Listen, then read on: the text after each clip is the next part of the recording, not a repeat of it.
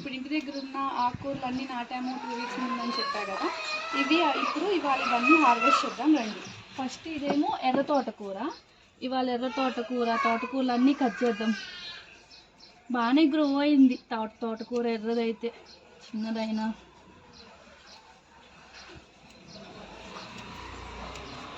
ఆకుకూర మాత్రం రెడ్ది చాలా ఎక్కువగా వచ్చేసింది మొలకలు.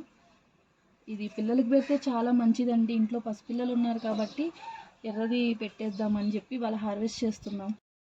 చూడండి ఎర్ర తోటకూర కట్ చేస్తే ఎంత వచ్చిందో.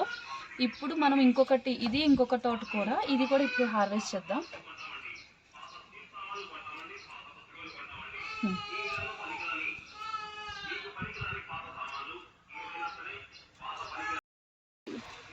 ఇది కూడా తోటకూర, ఇందులో కూడా స్టార్ట్ చేసాము. ఇందులో కూడా వేస్తే కంపేర్ టు ఆ కుండీలో చూస్తుంటే దానికన్నా ఇది చూడండి ఎంత బాగా వచ్చాయో.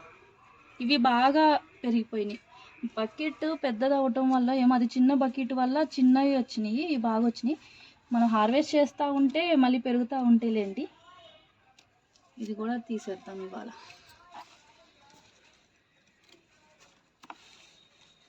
చూడండి ఎంత డీప్గా ఉన్నాయో, బాగా కాడలు చాలా పొడుగ్గా ఉన్నాయి.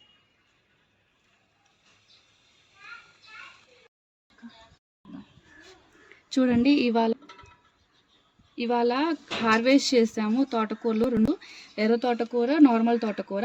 చూడండి ప్లేట్లోనే కట్ చేసి పెడితే ఎంత వచ్చినాయో. 2 ప్లేట్ అంతా నిండిపోయింది.